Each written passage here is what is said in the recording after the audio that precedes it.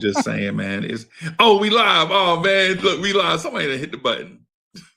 Somebody that salute Blorange family, Still Knicks fans, family. Salute to Knicks fans everywhere. Of course, you know who I am. I'm the number one chief rock in Knicks Universe, your main man, Uncle Freezy. I'm joined by Ron, co-founder of Still Knicks Fans, one of the best up and coming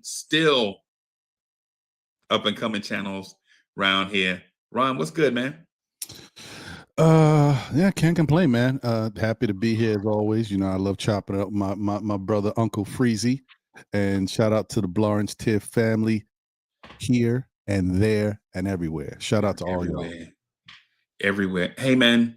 How frustrated are you with? I don't know if I put this on that sheet or not, but I'll ask. It's an easy question. How frustrated are you with some of the random narratives surrounding these Knicks? I mean, listen, I guess this is what happens when you have a good basketball team. When your team is no longer the laughing stock and people can't just laugh at what you normally do, your day-to-day business of basketball, and your coaching staff and your front office aren't jokes, and the players on your team actually have talent. I guess they have to reinvent new things to talk about and to make it exciting to put the Knicks out there. You know, everybody's just capitalizing on, the fact that New York is a basketball team back on the map, and you know, when New York is playing well, it does a lot for the NBA. And I think people are just figuring, you know what, they're the hot team. Let's just talk about whatever we can and make it revolve around them, whether it's warranted or not. The Knicks are just a hot ticket item. Right. I think I agree with you. My only thing is they're a hot ticket item now because of quality, and not a hot ticket item based on reality show drama. Mm-hmm. Right. And so the Knicks are really good, bro. The Knicks are really, really, really good. The Knicks are so good right now that there are legitimate rumors of people wanting to come. And I mean legitimate rumors of players wanting to come here, not us doing random trade scenario stuff on the trade machine, right? Not that type of stuff. This is like, hey man, like legit, there may be LaMelo Ball to the Knicks rumors in a little bit. That's something that could really take the team to another level. I mean, the kid has incredible talent, and as long as he can keep himself in the game, and not do too much LaMelo isms, Right. the kid he's phenomenal. I think just sometimes being trapped in the abyss that is Charlotte. I think he just goes, oh, hey, look, you know what I'm gonna do? Make myself happy tonight. Let me do something. I just like, right. what, you know. Right. Yeah, bro. I watched the Knicks play last night, and one of the things that I noticed is Jalen Brunson may be an all-time great NBA player. He may be, right? But I think for our thirst for stuff, we may not. Like, for instance, Jalen Brunson may be better than Carmelo Anthony, but it's still early, right? Where Melo's career got off to a hot start and Melo put in on a Hall of Fame type career. Jalen Brunson may be doing the same thing, bro. We just don't know it yet. You know, you're in the midst of something and don't know it. You won't know until the end of the journey, and when you look back on things and see what was accomplished. Yeah, I think that's where we may be. And but if that is a possibility, right? If that's a possibility, then why are Knicks fans so angry? That is a good question. I don't know what it is. I think, I feel like when it comes to Knick fandom, we want to be great all the time. We have had so much um, you know, up and down front offices, definitely, sporadic good personnel. We've had some good players over the years, but we haven't had a collection of good players like we have now. Like we have And now. so I think that, when you're a Knick fan, uh, being in one of the greatest cities in the world, having your team play in the mecca of basketball, Right. and yet you don't feel like the product is received the same way, and you look at other players on other teams and they do, I mean, they look like they do everything well. Now, of course, when you follow these teams on day in and day out, you see the chinks, the different things that are wrong with the not wrong with them, but you see that people aren't perfect. But on the outside looking in, when they're not your team and you just see in the highlights every other night, you're like, oh man, dude could do nothing wrong. Right. So you look at your team and you see them every night. You see what's wrong. You see how this is this, and oh, Jalen Brunson didn't pass the ball tonight. Oh, he had 10 minutes of or 5 minutes of hero ball. He might have played within the system the whole game and finished with 8 or 9 assists, but he had 5 minutes of hero ball. He stinks. Or see, we'll never win with him. Right. Stuff Right. like Right. Right. Hey, I saw and I know this may seem unrelated, but I went to a exhibit one time, and looked at a race car, right? And so they had the hood up, man. I looked at the engine in that thing. I was like, wow, look at this engine. that. And when you walk away from the engine and look at the car has all kinds of scratches on it from going around the track, right? And so that race car won so many different races, but even that race car has like its imperfections when you get real close to it and look at it really closely, right? But Mhm. when you look at it from afar, it looks pristine. And I think that's what it is with the Knicks. Like we have this thing, right? We have this thing. Um, is it perfect? No, right? It's not perfect, but at the same time, no NBA team is perfect. Mm. Every NBA team has flaws, right? With that, I want to ask you this. Do you believe the Knicks can find okay, let me restate. Let me preface. Certain NBA champions find a way to exploit a loophole, Mhm. right? Mhm. Whether it's Golden State passing up dunks for three-pointers, right? Whether it's SGA finding a loophole in the defensive rule, do you think the Knicks can find a loophole in the way the game is played and exploit their way to an NBA championship?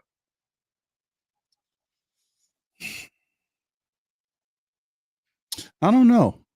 That's a good question, because it's interesting.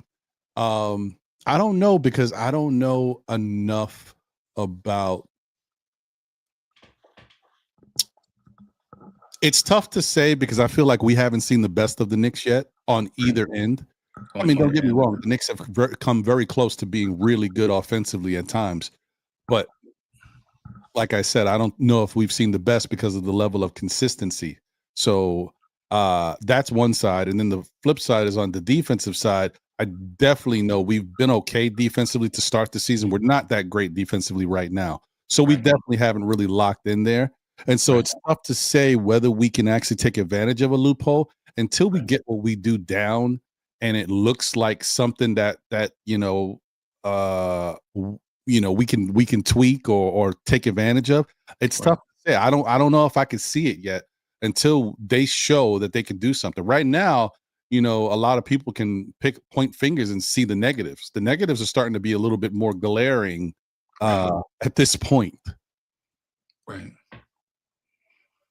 I don't know if okay, so clearly that's what people are talking about. Mhm. I don't know if that's true, bro. I need some help figuring that out. Can you help me with that? That's what we're here for. Okay. Hey, I thought we were here for S and Gs, but I guess we're here for that too, right? Okay. All right. All right. Um, I don't know. I legit feel like I need some help with that, bro. So the other thing too is, in order to take advantage of a loophole, you have to be. I feel you got to be really on top of your game, which means you know the game inside and out. You know Right. what you can expect, what's going to happen, and Right. so it's easier to figure out. Okay, well, everybody's doing this, or people expect this. This is how we can do this. Like I said, that's why I said it's tough, because I haven't seen the Knicks at their best yet to figure that out. Like with our front office, when we found loopholes when it comes to contracts or different ways to finagle a trade and use different options that might upset the NBA, I feel like that was easier for us to do because Brock Aller and the rest of these guys, they're really smart behind the scenes, and they put together really good ways to give the Knicks organization good contracts. A lot of these players that we complained about and thought that we overpaid for this guy, come to find out, every contract the Knicks come up with has been a good contract in favor of the Knicks. It's very rare that there's ever been a contract where you said this backfired or this didn't work out. I'm not saying they're perfect, but it's very rare that that comes up. And there might be some times where, you can outsmart yourself, which they have done, but they figured out ways around that. So I'm just saying, like, for me, it's just tough to know if there's a loophole, because even when I thought, this is another part of my premise here, of my thinking, my rationale, is one of the things I thought coming into the season was, wow, the Knicks have such great offensive players, but they haven't really tapped into that offensive potential. With Mike Brown teaching these guys how to believe in each other, share the ball, spread the court, and move their bodies along with the ball, I was like, they're going to be phenomenal. Nobody's going to be able to stop them. Little did I know, like 6 other teams in the NBA are trying to do the same thing. So now it's becoming the norm. So I wasn't expecting that. I'll be honest. When we played Miami the first time and they looked like us, I was like, what is this? What is this? Right. I Right. wasn't ready for that. So that's why I say, for me, it's tough for me to wrap my head around it. I don't even know what the Knicks could do right now that would be different from what other teams are doing. And if they tried to do something, would they have enough time to perfect it at this point? Or is it too soon? That's why I'm a little confused. It's tough. You have any thoughts? Yeah. I think the reason why pace is a major issue, scoring is up, is not the three-pointer itself. Mm-hmm. It's what the three-pointer provides you. Mm-hmm. Right.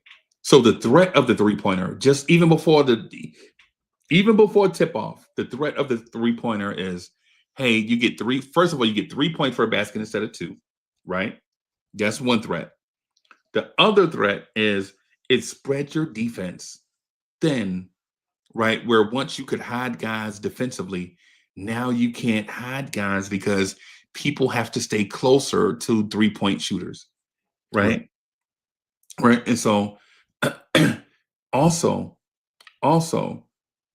3-point shots create these wild scrambles for rebounds, because basically 3-point or any long miss is an unpredictable rebound. Mm-hmm. Right? So you don't know if Josh Hart's going to get it, or if Mitchell Robinson's going to run it down, or if Cat's going to run it down. Right. So it gets you. And then if you're a defender, you body up and then you're chasing Cat or Mitch or whoever. And if we get the offensive rebound and find the open man who decided to try to rebound instead of staying plastered with his man, we get another wide open 3-point look. Right. Or if you're the Knicks and they shoot a 3 and miss, it's a long rebound. It goes over the head of the center. Right. Now you sprinting down the floor the other way, because for the most part, centers, even though they're big and strong, they're not going to be as fast as most NBA guards. Mm-hmm. So if you have a running head start, they're not going to catch up to you if you're running full speed, right? At the same time, it puts you in this space of, so since the bigs are back there, we can shoot the 3 basically uncontested, because little guys are now protecting the rim, right, and not scrambling out to the corners. Mm-hmm. Because if they stay in the corners, basically you're giving up a one-on-one layup at the rim, right? So there are a lot of these things that the three-pointer provides. Now, when we discussed the stuff, the Knicks were taking about 44 threes a game. Right. 44, bro. And at the time that we discussed this, Mitchell Robinson was leading the NBA in offensive rebounding. Mm-hmm. Right. Mm-hmm. So it goes right into that. I'm asking because I don't believe the Knicks will continue to shoot 44 threes a game at 37%. I don't think that's going to happen. I think what's going to happen is over the course of the season, the Knicks are probably going to take closer to 47 threes a game, right? Because of pace, right? Because of pace. And I think they'll probably shoot somewhere about 38 or so because they're shooting 37% right now with Jalen Brunson and Karl-Anthony Towns shooting career lows from three. Yeah. Right. And so in my belief, I think Cat don't shoot as many as he probably would have because he knows for some reason his shot is broken. I think that grade 2 quad strain is a real thing. Right. Just because you don't talk about it doesn't mean it doesn't exist. Right. And I think Jalen Brunson legit is trying to find his rhythm. Right. We've seen it since game 1. Jalen Brunson's trying to find where he fits in. But to that point, Jalen Brunson's a great NBA player, right? But I think all these guys are trying to find their sweet spot. Clearly, the sweet spot for us right now is those 3-pointers out of the corner from OG and Mikal. Right. That's the sweet spot right now, right? But will that be our loophole? Right, something that we can exploit, like that corner 3. If we can get Cat's 3-pointer on track, Brunson's 3-pointer on track, will that unshrink the court now, so to speak? Because I think that's the reason why I think the reason why we're losing is because since the beginning of the season, Karl-Anthony Towns has been shooting like crap. Mm-hmm. Right, I think he's been shooting like crap, and I think it's because of the injury. Right. But what do? Do you sit and rest it? And then by the time he comes back, we're 25 and 27? Or do you play through it and just provide what you can and just go through the slow healing process? In my opinion, the 5 losses and even the win from yesterday that should have been a loss, I think it's because Karl-Anthony Towns' offense has been off. He hasn't been Cat. When JB gets back to 41%, when Cat gets back to 42%, I think you'll see the overall 37% go up. Mm-hmm. Right. And I also think you'll see the number of threes go up. Now, not overnight. I'm not saying right now we're at 43 threes and then by Saturday we'll be at 47 threes again. No. What I'm saying is the more these guys play together in this system, guys get healthy, I think you might see that. I'm thinking that may be the potential loophole that gets the Knicks to a championship, right?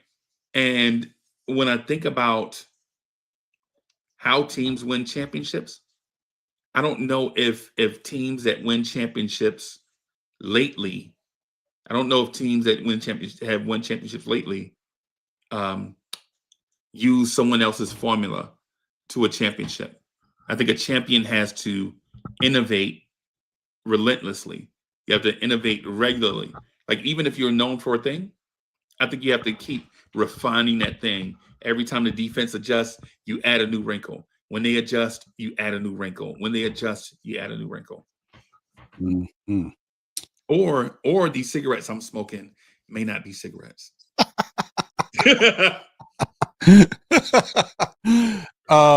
No, I think looking at it that way, there is a chance for the Knicks to become very successful. I mean, we've already seen glimpses of it. Not too many times last year did we see I want to say even 4 of the core 5 starters have good games at the same time. It was very rare last year that 4 out of 5 had good games. Right. We might have gotten 2, definitely, sometimes 3, but pretty much it's tough. It was like a trade-off. And this season already, we saw one game where 4 guys in the starting lineup had 20-plus points. So with the system, I think that can bring that out. And when guys are hitting their shots and taking smart shots, I think you're right. I mean, I could see a way that it could be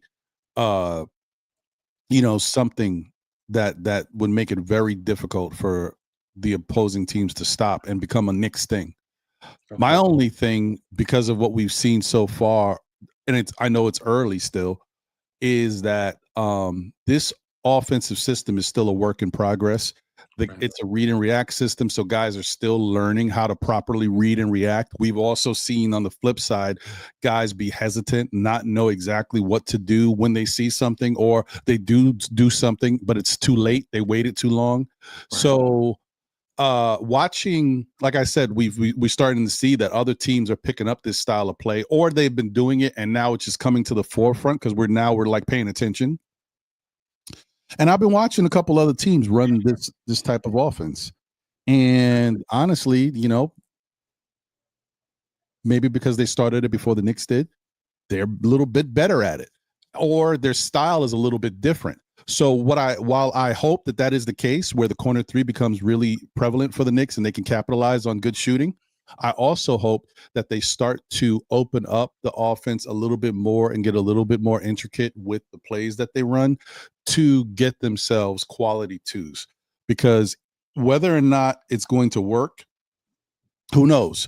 But any team, when you live and die by, you can live and die by the 3. Every night is not going to be your night. It could be the next night, but people are going to struggle. And I've seen that the Knicks have started to struggle when guys aren't knocking down the 3 ball. The offense really falls behind, but it's not necessarily because they're not running it. It's because the type of rotational plays that they're doing when they're moving around the court, it's still catered to them finding the wide open man on the perimeter. What I would like to see them do is a couple little tweaks, cuts to the basket, different plays. I saw, Utah is running a similar style of pace offense, and their offensive systems are very intricate.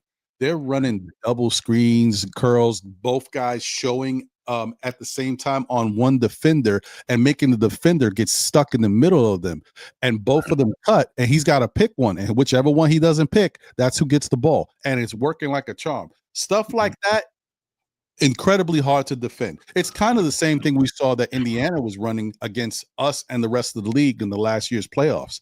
So I don't mind. I feel like we'll get there. In time, they'll get more comfortable. And to your point, I think the corner 3 has been great for us so far. We have 2 guys on the team that are some of the best in OG and Mikal at knocking down these corner 3s in the league.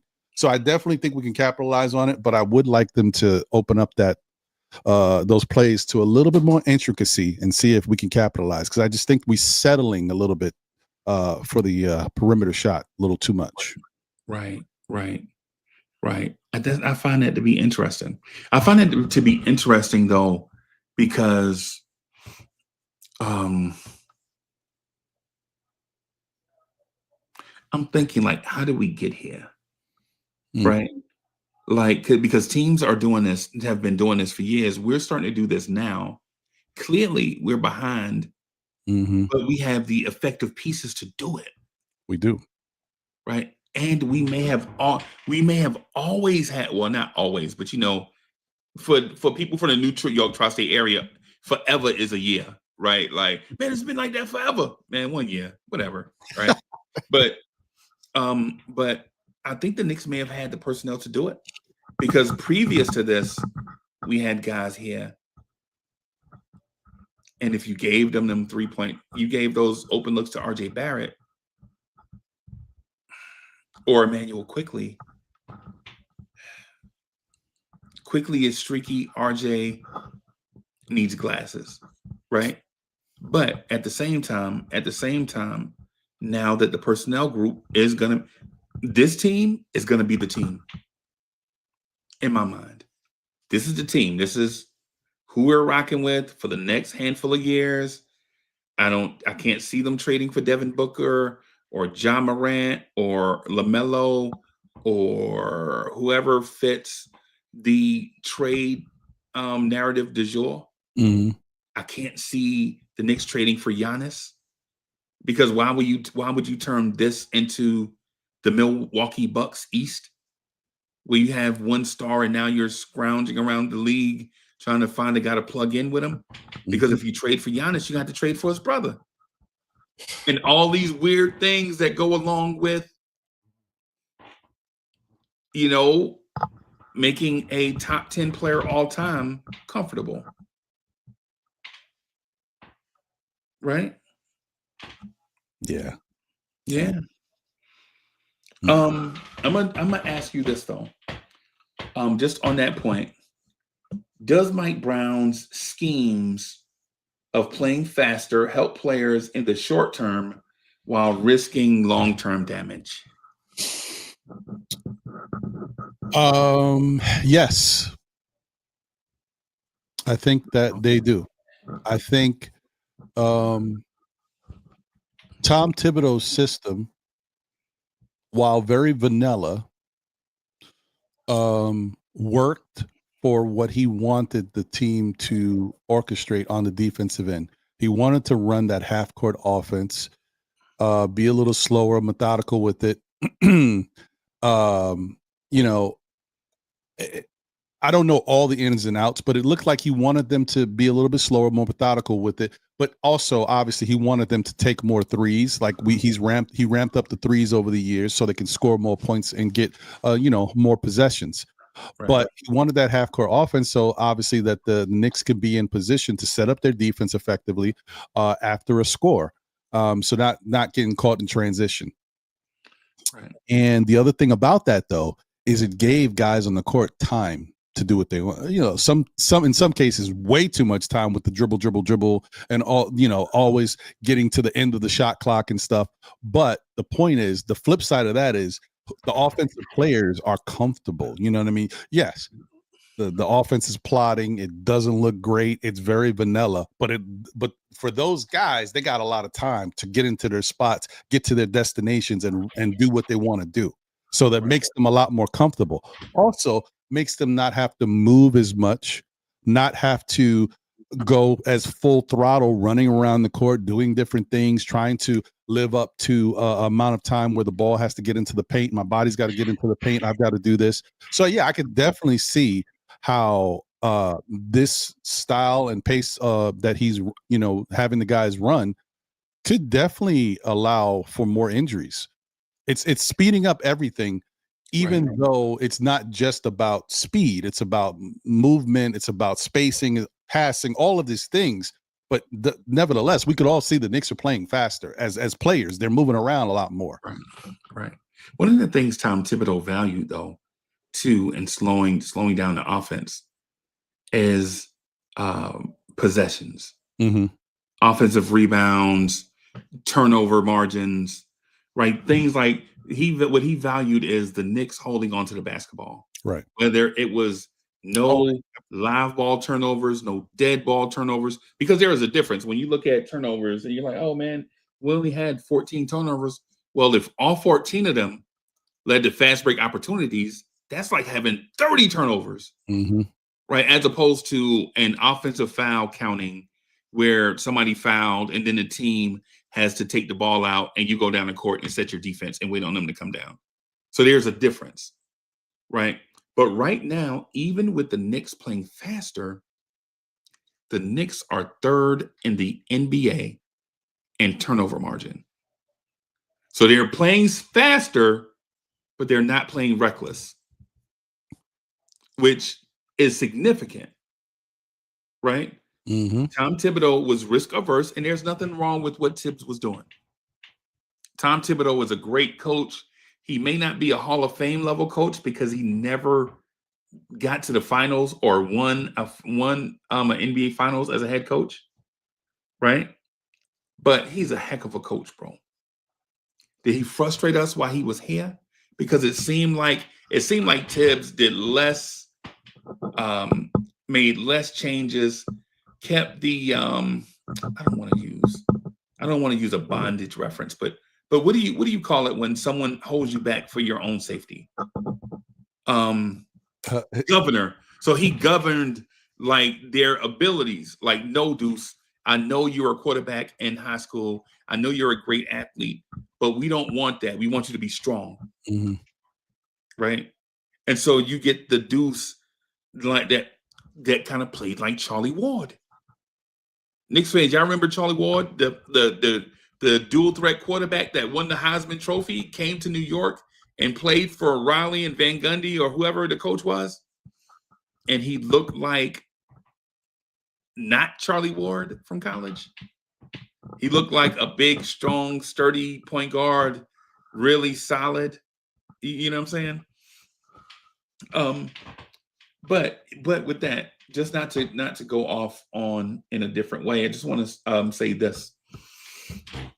Ron, I'm concerned, brother, about injuries. Mm-hmm. Right.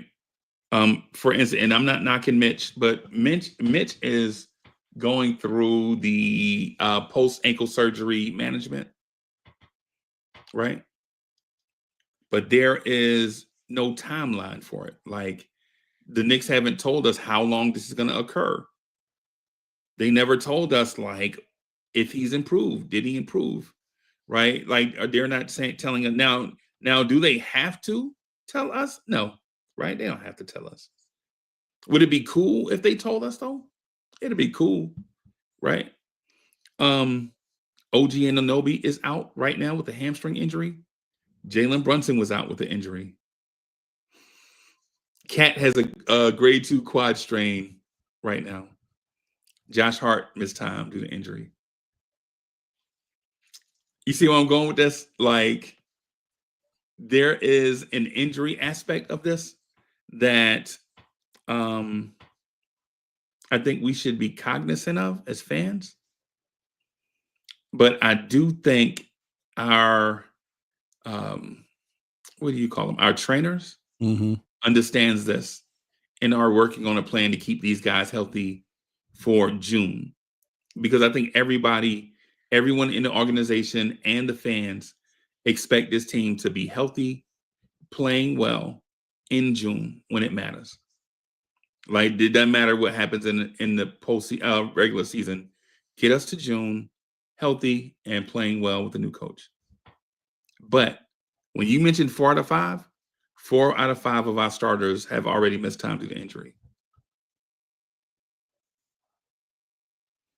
Is that a concern for you, or would you rather have them go through this now as opposed to walking out of a pivotal game 5?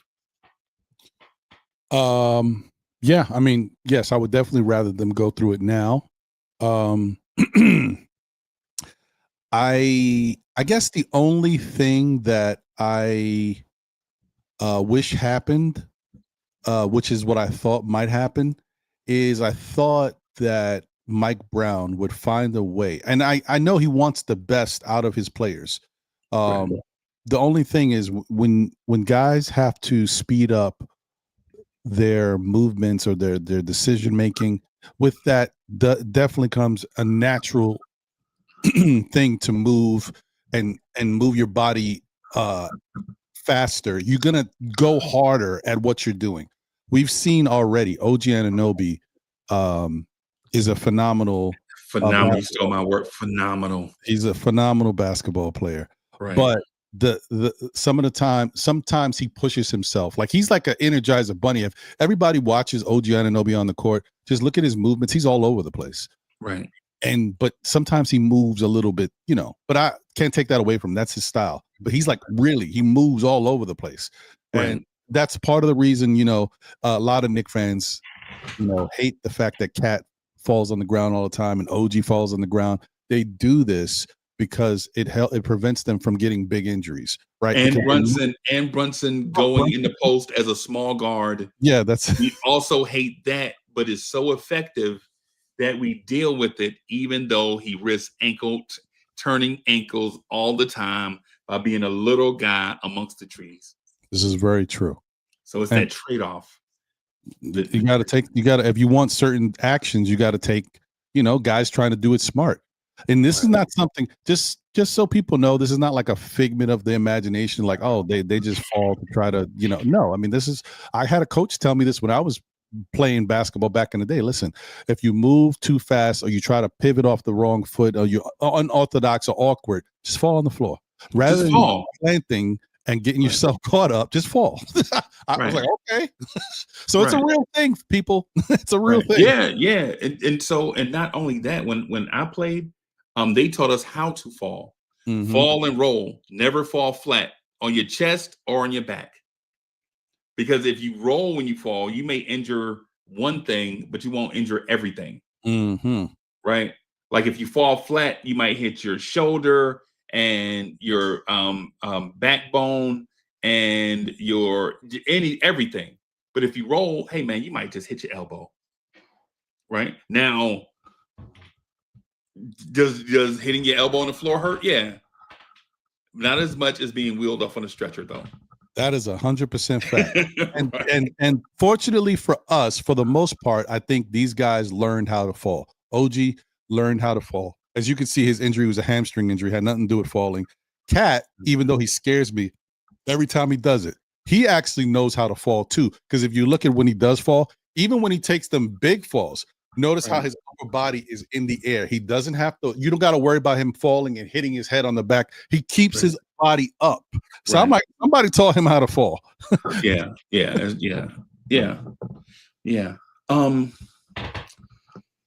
The schemes are concerning to me, bro. I'm not gonna lie to you. As a basketball fan, the schemes are concerning to me because I think we're watching the Kevin Johnson Phoenix Suns.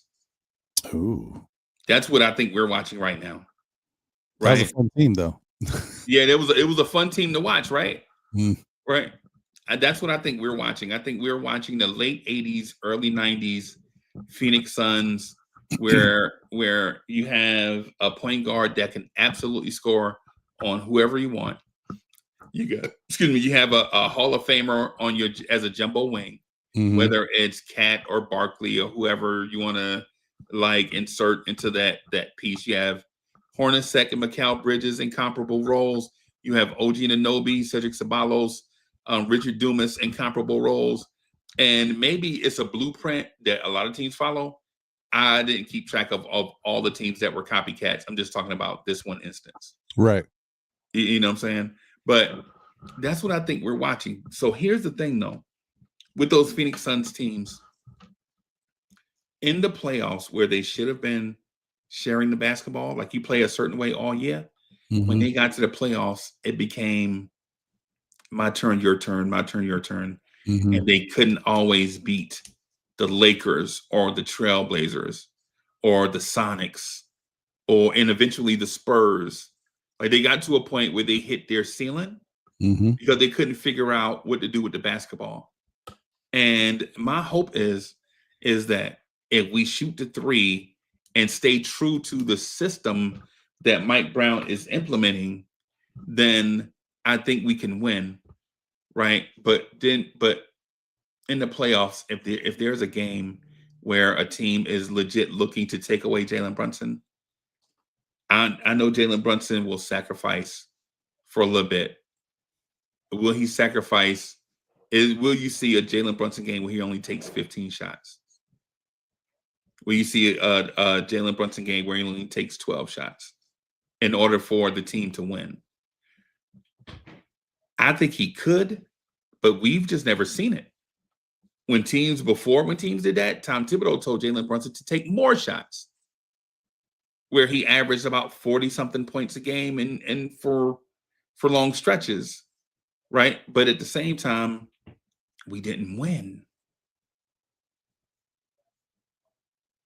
So the thing with Mike Brown, and I'm not trying to put bad juju on the team, but I think I guess what I'm ultimately getting at is I have full faith in our top 7 guys. In our top 7 guys, I have full faith in them. I know Josh is too unselfish offensively, right? I know Josh is too unselfish. I know Cat can be frustrated and throw up heat checks if you don't touch the ball 5 or Mhm. 6 trips down the floor because you'll see it. You'll see Cat if you don't touch it 5 or 6 trips down the floor. If he catches it at 30 feet, just putting it up, and not even as I want to make the shot, just sending a message to the office like, "Hey, I'm here." You know. The defense part though, bro.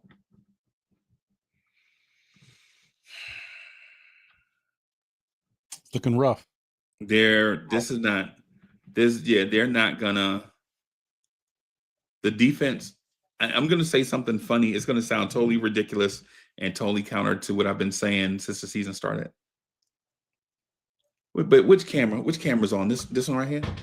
Mike Brown. Play the kids, bro. Play the kids. Freezy. I didn't elaborate, but obviously you can continue with what you were saying. But I just wanted to say real quick, that is what I was saying that I thought Mike Brown was going to do that would effectively help the offense that he's trying to run, or even the defense. Either Right. way, because if you're pushing these guys, if you want these guys to give you maximum effort, and you also want to hold them to certain types of time limits or time obstacles that they need to adhere to, getting in the paint in 0.8 seconds, all this different things that whatever it may be, they have to move faster, which is going to put more wear and tear on them. They're going to have to play harder on defense because we're struggling there. Right. Why not? Why not play more people? I know he's one of those that he's not a play an 8-man, 9-man rotation generally. He's more of a 10. 10 to 11. 10 to 11. But right now with the Knicks, he's on this 9 thing. And obviously because OG's out, so that makes it worse. But I think he's kind of taking away from how good the team could be. The system itself is a good system. It allows for players to flourish within the system. Before, we didn't really have a system. We played more vanilla basketball. Of course, we had plays that we ran on both sides of the ball. But as far as this type of motion system, we didn't have this. Any player, as long as they do the right thing, follow the rules and the guidelines of the system, can have a good night, maybe on offense or on defense, depending. Right. So I think this is the best chance. In the past, I said this on one of my shows. In the past, maybe the Knicks weren't set up for a young player to succeed who's still learning the game with the way Tibbs' system was. In this motion offense, guys can come in, and like I said, as long as they follow the rules and pay attention to the read and react, what they got to do, you can flourish. You can have good moments. So I think this sets it up for a young player to actually help a team. And I'm kind of surprised, like somebody like a Diawara, really Diawara, because we've seen Diawara in spurts for a minute or two, even less sometimes, and he's done something good in that time. So I'm like, it's one thing to say I'm giving this guy some time. He just hasn't done enough to catch this guy. Diawara is actually doing something pretty interesting. So I don't know, man. I'm a little confused. He's very. I'm a little different on Diawara. First of all, I love Mo Diawara, right? But as content creators, when you create your content, are you going to create narratives or tell the truth in order to have a robust and fulfilling conversation? I choose the latter, Mhm. right? I would rather tell the truth about stuff and then talk about it, even if everybody having the conversation they don't agree, right? Mhm. But differing opinions lead to a deeper conversation because everyone has their opinion about what they saw. When I see Mo Diawara, I see a kid that's not ready, right? I legit think he's right now in this moment. I think he's a ham sandwich right now, right? Now, I'm not saying he's going to be a ham sandwich in March or April or next year. It's not what I'm saying. Because I think he's talented. I think they've uncovered a gem. But I saw him throw a lazy pass in a close game, and I'm like, no, he can't. No, he gave up a pass that led to the other team going down and getting a wide open dunk, right? And so when you see that, you're like, kid, you gotta you you were taught this in 6th grade. You can't throw lazy passes. And he did that. It led to a dunk, and Mike Brown had Yabusele at the scorer's table waiting on him to make his trip back down the floor, right?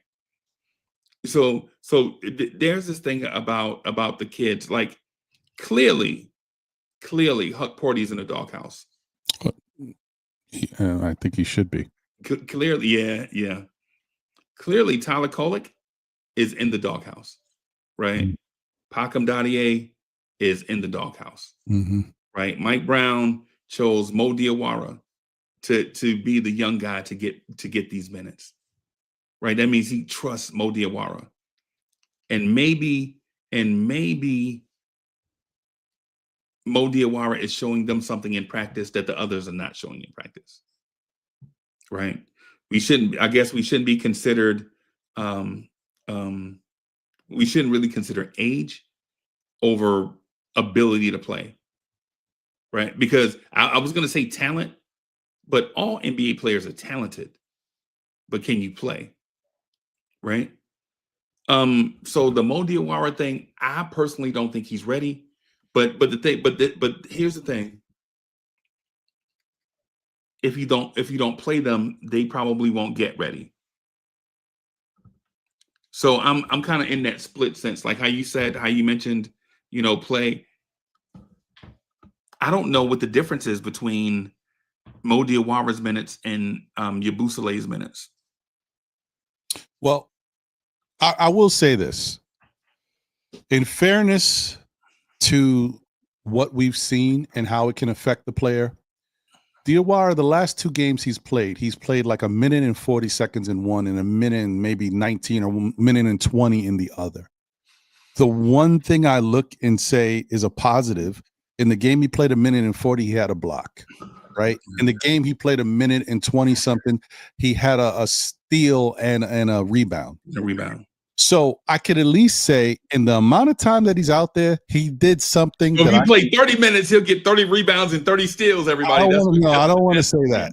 But what I will say is it's tough to really gauge what a player can do and how efficient they can be when they don't have enough time consistently to show what they can do. It forces them to speed up their clock about what they know how to do on the court. And the reason why I'm pointing to that is because we've seen it. We witnessed it with a player on this team. We know exactly who he is and what he can do. When Mike Brown was giving him 3 minutes here and there, he looked terrible. And we're like, well, when is he going to get his game together?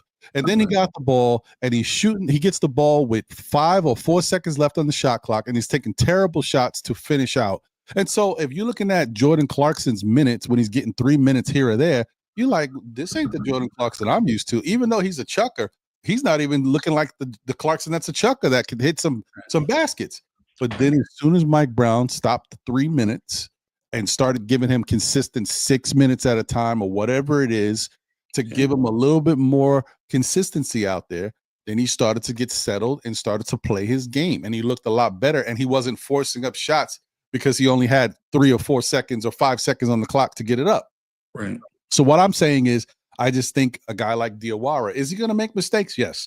I honestly, none of these Knicks rookies or can't miss guys, or young players or can't miss guys. They're all going to make mistakes. And I've seen Kolek. For Kolek, I think his problem is, yes, sometimes we know the defensive side of it is not really there, but it's also sometimes him breaking down the offense leaves much to be desired. So that affects him. Huck Porty has really been disappointing to me. I'm see that's why when you brought his name up, him being in the doghouse, yes. And I think out of all people, Huck Porty is the one player who's been disappointing because he's gotten little opportunities to play. And when I've seen him out there, I'm just not impressed with what I see. And I would expect more from a 24/25-year-old that's played in the European League, Australian League, or whatever, and been in system basketball. So I'm a little surprised at Huck Porty, to be honest. I'm surprised. And his hands, he's got like he don't have the Roberto Duran hands, no mas, hands of steel, but his hands are very brickish. Right. I don't know. Yeah, so I'm with you on the fact that I do think that Diawara has made mistakes and he's not perfect, and it looks like somebody who may be thinking the game and not reacting, comfortably out there. But I do He's think, young. yeah, I agree, but I do feel like Mike Brown has to believe in one or two of these young players, because Right. believing in them is going to allow for better production from his main guys, because you need somebody to spell these guys. And so you want OG Anunoby. Like, one of the things that we witnessed in the last game, for example, some of us didn't feel Brunson should have been back, but he came back and he looked pretty good. We knew he was going to be out 1 to 2 weeks, and I guess that was true because he looked, pretty good as far as body wise. He was moving on the court. He wasn't favoring the ankle or anything. Right. But He's always got. Tory B said he's got ankles in the back. He's got spare ankles in the back. So yeah, I guess so. Shout out to Tory B. When she made me laugh when she said that. That might be the line of the century. But Jalen Brunson has spare ankles in the back. From a fan standpoint, looking at a coaching move, if one of my best players, someone say the MVP of the team might be an MVP consideration for the league, maybe. He's just coming back from injury on a night where maybe I could play him, or maybe I shouldn't, but I'm gonna play him. Am I gonna play him 12 consecutive minutes in the first quarter? Like, what are we doing? It's not his fault, bro. Are you going to play him 6 and then bring in Tyler Kolek? No, but I don't like the guy is still coming back from injury. 12 minutes in the first quarter? I know. That's a tough one, man. I like Mike Brown, though. I'm not off the Mike Brown train yet. Still early. But, still early. I put it in my piggy bank. I'm going to hold this for later. Fire Mike Brown. No. Less than 20 games, right? Less than 20 games, man. I have 2 questions I wanted to introduce real quick before we wrap up and get out of here. Right? Does the lack of free throw attempts concern you? It definitely does. It definitely does. Lack of free throw attempts means the Knicks are not being as aggressive as they need to be in the paint, which shows the reliance on perimeter shots. I think this is great. I mean, it's fun to learn a system and to get good at a system, get those perimeter shots going. That's a mainstay in your offense. Be able to put up points fast, big points. But if you want to go far and make it to a championship round, the playoffs, everything's going to get more intensified. They're going to shut off those wide open perimeter shots. They're going to try to take you away from what you like to do. You got to get in the paint. You got to be able to score. You got to get to the free throw line. Sometimes, even the guys that struggle, you're not going to have it every night. You got to be able to make some easy chippies. Getting to the free throw line is important. We lost the game the other day. We missed 6 free throws, and we lost by 1 or 2 points, whatever it was. I think it was 2 points. Yeah, 2 points. You mean against Miami? Miami. 115, 113, whatever it was. Yeah. So if you just make half those misses, you win. Yeah. But that's why getting to the free throw line is important. I'm with you. But that's one of the things that I would definitely say I'm with you, Freezy. I think the importance of getting to the free throw line is big. The bad thing about this team is, if you looked at even last year, we got to the free throw line a little more, but a lot of our guys are not really, they don't play that style. Like Mikal Bridges, for as good as he is with his mid-range shot and how he moves up and down the court, he doesn't get to the line a lot. That's really not his game. That's not his game. So the best one to do it is the one people hate the most, because they say he be foul hunting, is Brunson. Brunson's phenomenal at it. Right. That's where I think, to revert back to a previous point, that we can exploit a loophole. I said loophole. I'm sorry. A loophole, right? Jalen Brunson drawing fouls, right? Karl Anthony Towns drawing fouls. Because what I realize is when I watch Jokic and SGA and Brunson and Cat, what I notice is that SGA has a golden whistle. Like you can't even breathe around SGA. Kind of like how Jimmy Butler used to be in Miami, where you couldn't drop a feather on the court unless Jimmy Butler was getting a whistle. There was a game Jimmy Butler got like 24 free throws against us, and he kept looking at RJ like, "Hey, bro, I'm just, I don't know what to say. I'm just, what you want me to do? Tell us stop blowing the whistle? I mean, I'm eating, right?" Mhm. So I think that may be one of the things that we can exploit because or last I checked, right? So that I checked yesterday. I checked yesterday, right? The Knicks were 26th in the NBA in free throw attempts. And this is now think about if the Knicks are 26th in the NBA in free throw attempts, right? When you have a bull of a rebounder in Mitchell Robinson, an all-time great rebounder in Karl Anthony Towns, a physical dynamo fire hydrant in Jalen Brunson, right? A 240-pound jumbo wing in OG Anunoby, and we're 26th in the NBA in free throw attempts, right? Now, when we get to the line, we convert. I think we shoot. Last time I checked, so before yesterday's game, I checked. I think we were shooting 82% from the free You're throw shooting line. pretty good from the line, yeah. Right. But there was a stretch when we were shooting when we were leading the league in free throws. We were shooting like 31, 32. Remember that at the very beginning of the season when we were beating the Bostons and all those guys. And from that time forward, we were constantly just falling down the rankings of free throws, right? Big Tone in the building. I see you, boss. Big Tone in the building. That's my guy, y'all. That's my big brother right there. Big Tone in the building. I see you. I see you with them trash ass heat. All right, Big Tone, salute. I'm sorry. The free throw thing. Is there a way to fix it? I mean, yeah, the easiest way to fix it is just to take shots at the basket, get into the paint area. It's you know, I think like even though Mike Brown says, and I've said this early, I think anybody would agree, just because Mike Brown says that he wants the Knicks to shoot around 43s doesn't mean that if the Knicks win a game and shoot 33s, he won't be happy.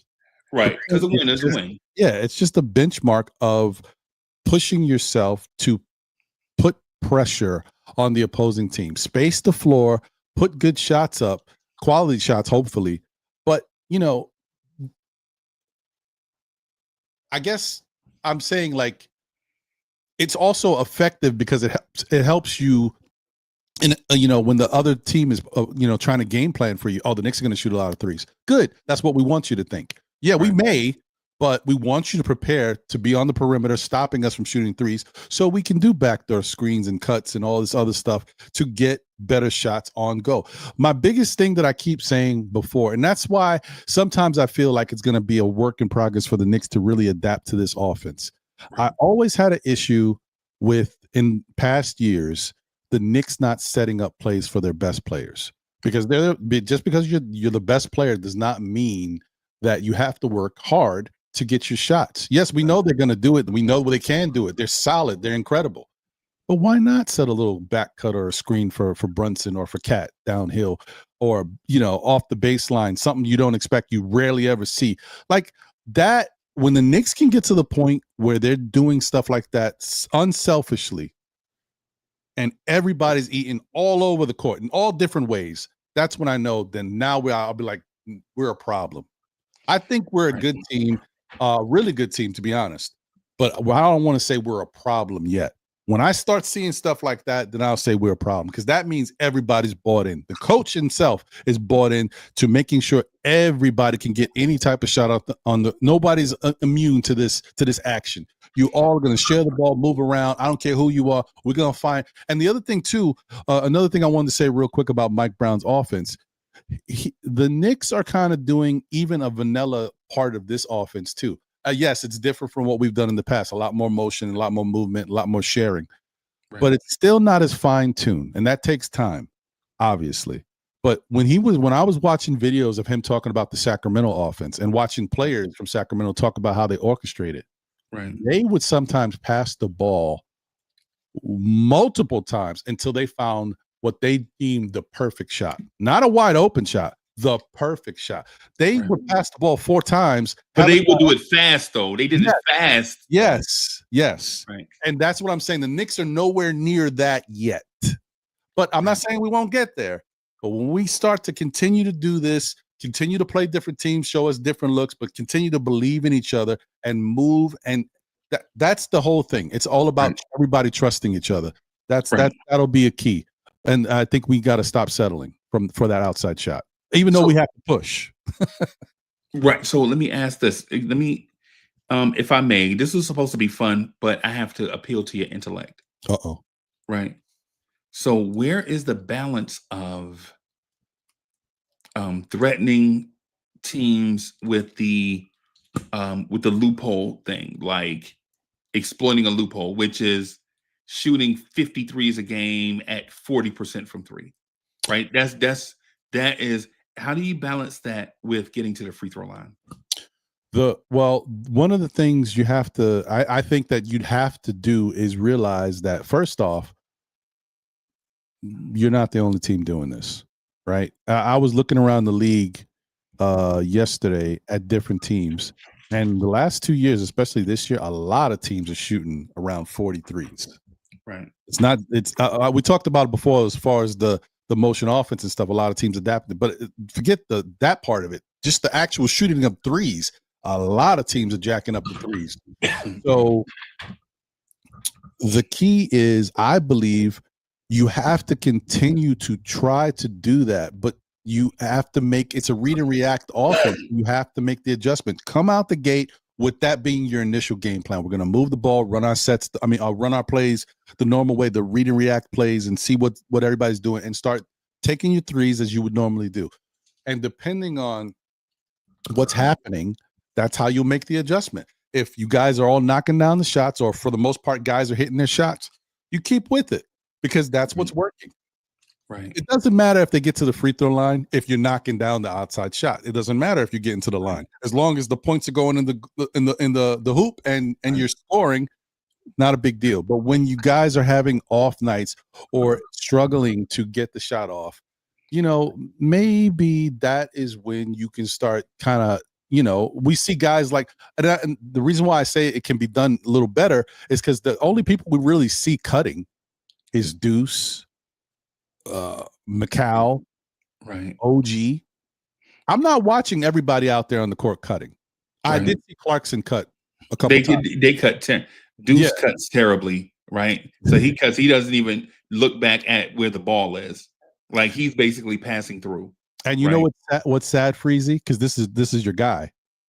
One of the best cutters on the team. He might be the best cutter on the team, is on the bench. Right. In Paco Mdadier. Right. Right. Well, he plays like a 6'10" point guard or shooting guard. Yeah. Like his half court handle is elite. I saw him squat dribble. I was like, yo, you 6'10" trying to do squat dribbles against an NBA defense? What's wrong with you? He young, He right? is. Right. But one of the things though, about when you cut, like the only one that legit cuts in a okay, so blame Ron on this. This is Ron's fault.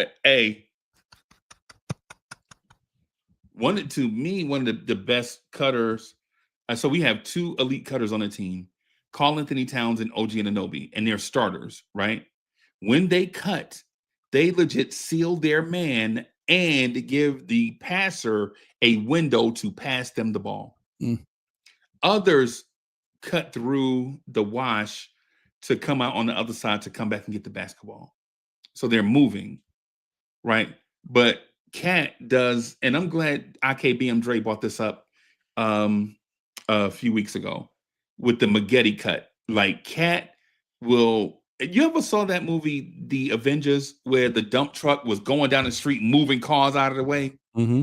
Anybody, y'all ever saw that? The one that had the explosive one going down the thing and was knocking cars out of the way and all this to get to us. Cat does that. He's physical cutting, right? Right.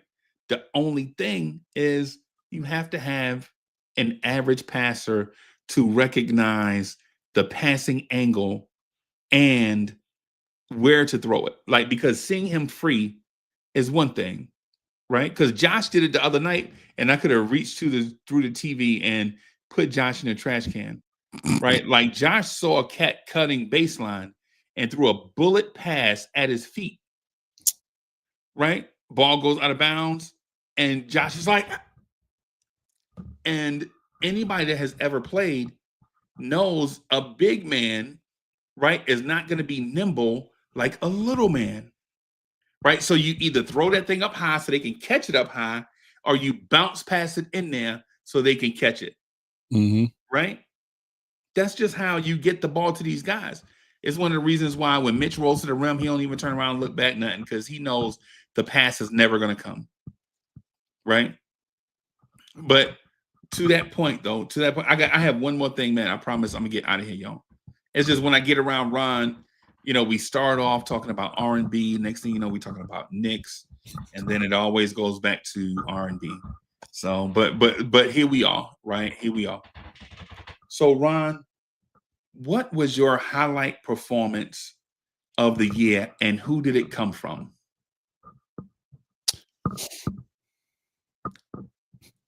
Chat, if you heard the question, I want y'all to do this also, right?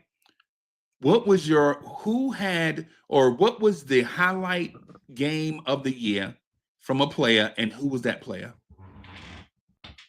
Was it the Cat 38-point game where he couldn't miss? Oh. Was it the Deuce McBride game where Deuce was on fire? Oh, I got mine. I think I have the same one, but so I'm gonna hold mine though. No, I don't. If y'all know me, y'all know which one it is. Because I'm in the camp. B. I should get tickets. Not for nothing. The way I be championing this man. It was the Landry Shamet 36-point. The Landry Shamet game, absolutely. Yeah. Listen, I keep telling y'all about Landry Shamet. Look, I told y'all before. Shamet is important to this Knicks team. When he was on the fence and y'all didn't want to bring him back, I said Shamet is important to this Knicks team. We need to have that type of player here. People were talking about Gary Bird and all that, but I think the only problem with Gary Bird is I just don't think he can do the other stuff that Shamet can do. And that's the only reason why I didn't want him over Shamet. But Shamet gives you... It'd have been great if we could have kept both, though. That's what I wanted, bro. Right. That would, man, you know how much better they would be if they had both these dudes right now? Right, but then that means you would have had Tosan wouldn't be on the roster, and Mo Diawara would be in that two-way spot. So there's a lot of juggling. But that's true. I'm sorry, but I almost feel like, to be honest, Freezy, I feel like them two-way players are like, I don't know. I don't even know what the point is. They want to use these guys. They can't because of the restrictions in games with the 40-game restriction limit. It's tough with those dudes. But I don't care. Tell me about Shamet. Tell me more about Shamet. Anyway. Yeah, tell me more about Shamet. Tell me more. So my whole thing is the thing and I said this the other day on the show, because I'm just looking at Shamet. I'm like, what is special about Shamet? And I really think the thing about Shamet that Mike Brown loves is his motor. He is all effort all the time. I said he's got a lot of Josh Hart in him. I'm not saying he has the physical capability. He's an offensive Josh Hart, basically. He is. He has that.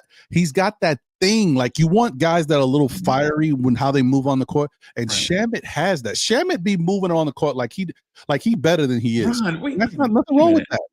Are you telling me? Chat, is Ron telling me that he wants beige rage? Is that what you want? You want beige rage? You want Josh Hart, Landry Shamet? You want everybody to be flipping out?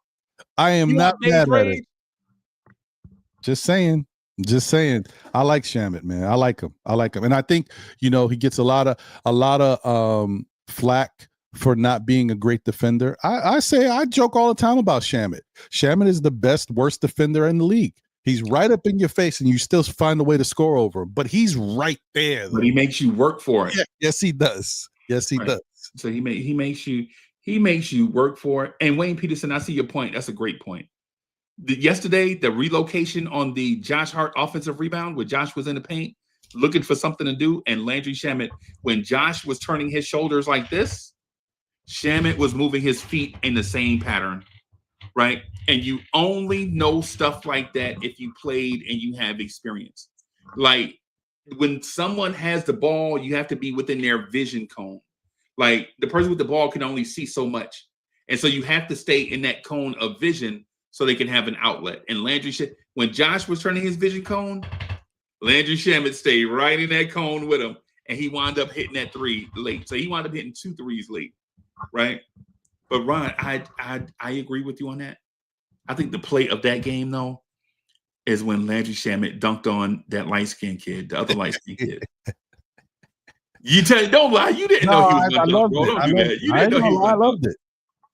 Okay. I loved it. Okay.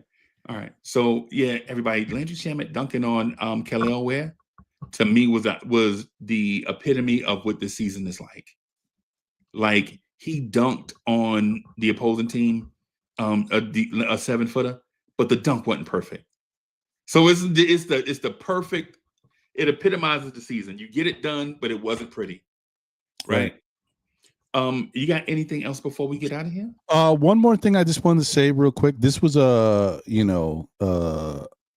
question that I think you had that we didn't get to, but I had an answer that I think we should talk about real quick, which was the question about the Knicks shooting, right? And if a team that took 40 plus threes, shooting around 37.5%, if that type of team could win a championship, if could you sustain that and actually win a championship doing it?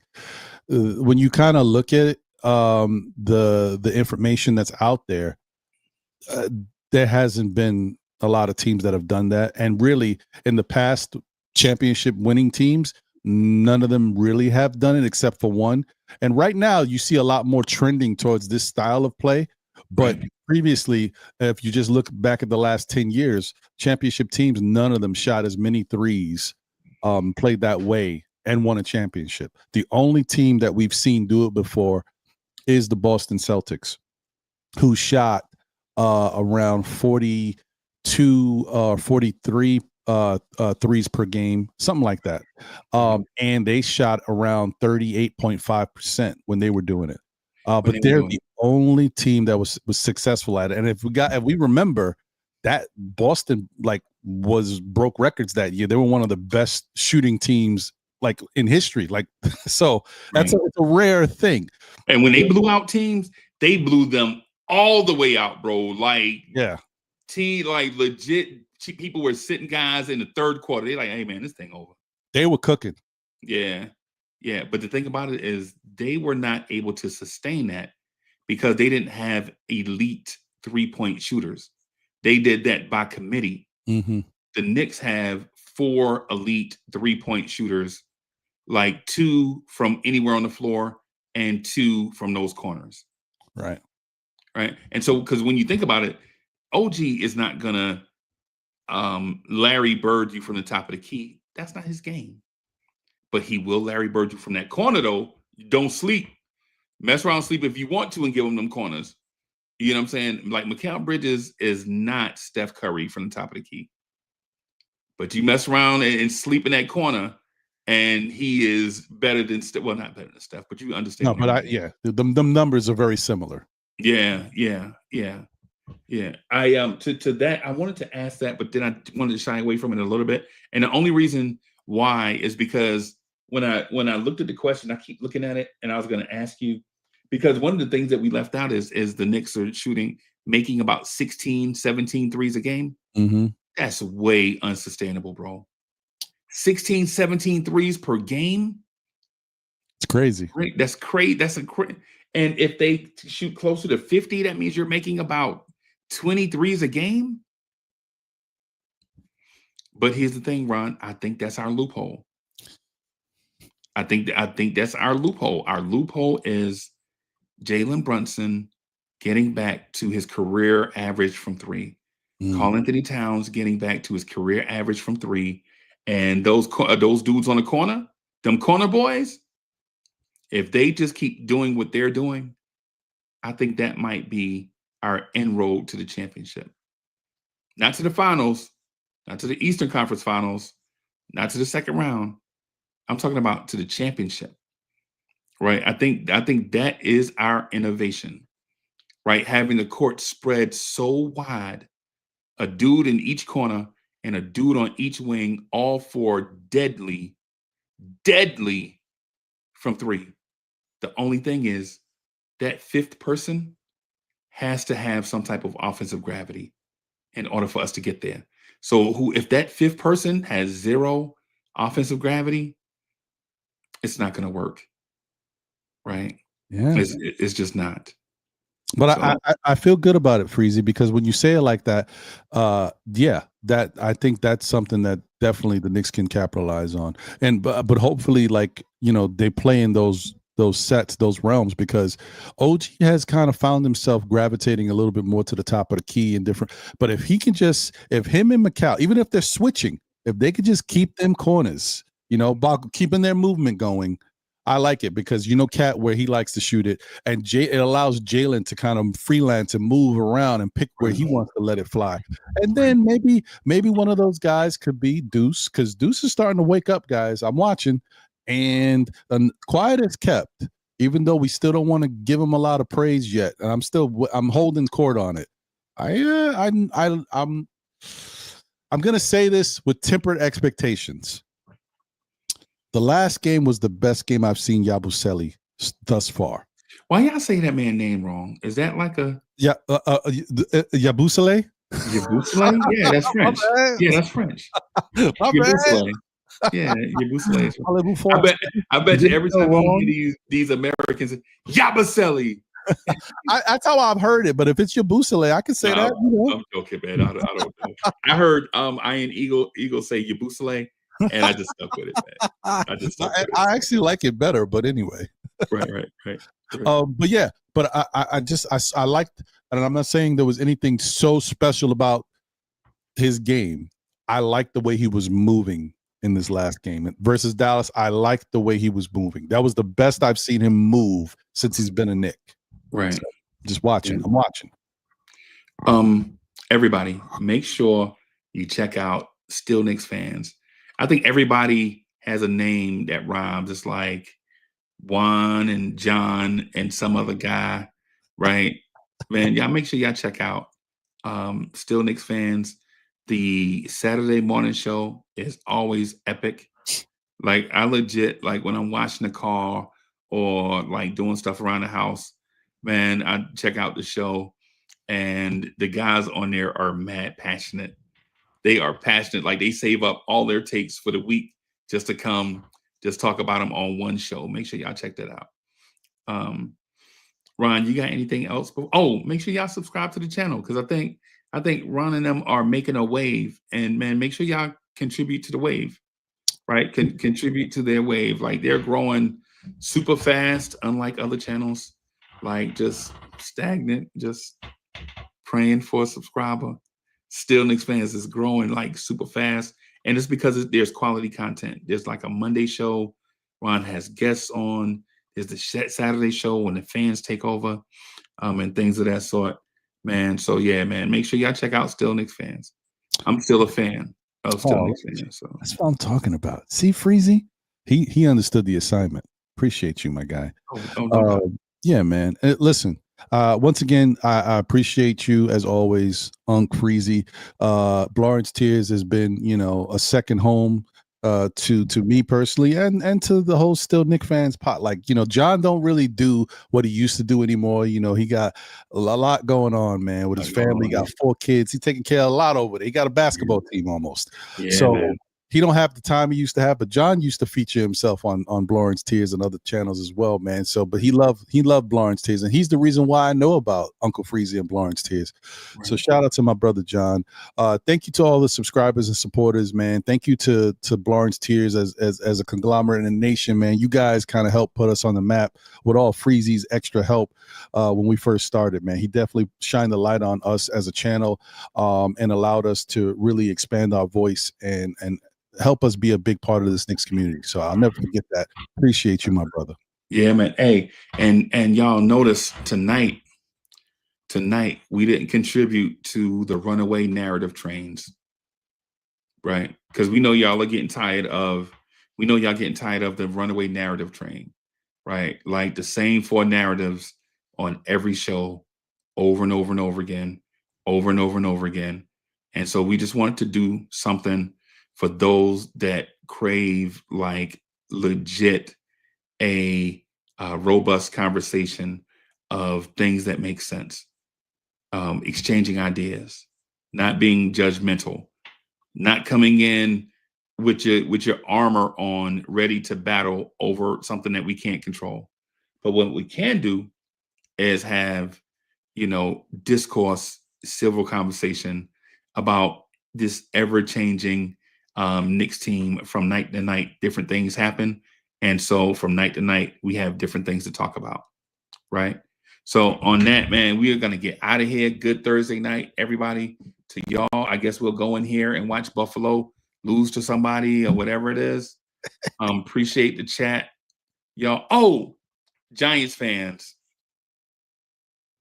It was a good show, Freezy. I'm just saying, Giants fans. Come on, man. Peace, Listen, do me a favor, y'all. Whenever you see Cam Scatterboo doing anything, just don't watch. Okay. Yeah. He don't know what to do with himself. Just don't worry. Just wait for Sundays. Right.